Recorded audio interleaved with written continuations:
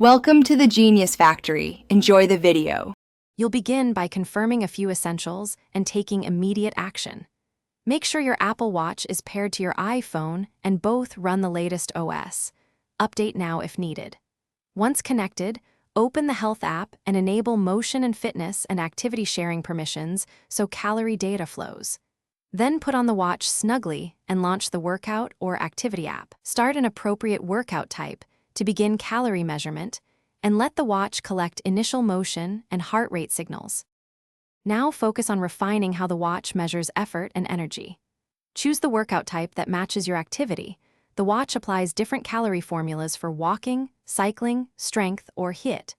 Make sure heart rate is active and GPS is enabled for outdoor sessions because location and intensity change calorie estimates. Also, open Health and confirm your age, weight, sex, and height. These personal values are integral to the metabolic calculations, so adjust them for the most accurate calorie readouts during and after each session. To finish, end and save the workout so calories sync to the health and activity apps. Make sure your watch and phone are nearby to complete syncing. Once done, review total active and total calories in the activity rings and dive into health for detailed session data. If calorie numbers look inconsistent, recalibrate by walking or running outdoors for 20 minutes with GPS enabled, and recheck weight, age, and watch fit. Restarting both devices can clear sensor glitches and improve future accuracy.